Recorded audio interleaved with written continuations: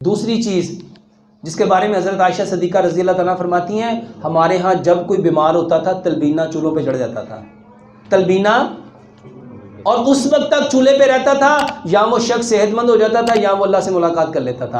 تلبینہ کسے کہتے ہیں؟ جو کا دلیا، جو کا دلیا۔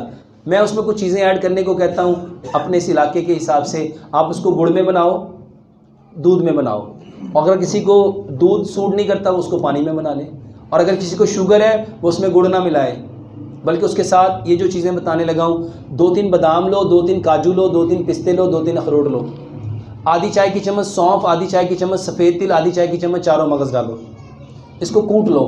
اس کو کوٹنا ہے، گرائنڈ نہیں کرنا۔ اس کو کوٹ کے جب جو کا دلیا پک رہا اس کے اندر ڈال دو تاکہ یہ اچھی طرح اس میں پک جائے۔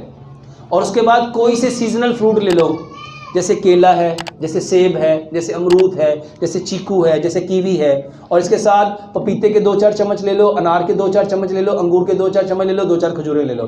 ان ساری چیزوں کو گرائنڈ کر کے اس کا شیک بنا لو، اس کی موسلی بنا لو، اور جو کا دلیا جو پکا ہے اس کو چولہے سے نیچے اتارو اور یہ سارے پھل اس کے اندر ڈال دو، اس کو مکس کر لو۔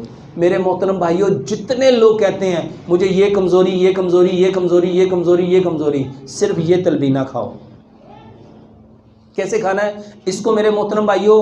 پیٹ بھر کے نہیں کھانا، کیونکہ پیارے پیغمبر جناب محمد صلی اللہ علیہ وآلہ وسلم فرمایا کرتے تھے مومن ایک آنت کھاتا ہے، مومن، اور کافر اس کو کم سے کم کھاؤ۔ اور سائنس کہتی ہے، بلکہ حکیم لقمان کی آپ کو ایک بات بتاتا ہوں، حکیم لقمان کہتے ہیں کم کھانا انسان کھاتا ہے، کم کھانا، اور زیادہ کھانا انسان کو کھاتا ہے، زیادہ کھانا۔ اور آج بتاؤ کھانا کس کو کھا رہا ہے؟ کیا انسان کھانا کھا رہا ہے یا انسان کو کھانا کھا رہا ہے؟ میرے محترم بھائیوں، اس تلبینہ کے 3 حصے کرو، صبح، دوپہر، شام، کھانے کے بعد اس کو میٹھے کے طور پہ لو، بہترین علاج ہے۔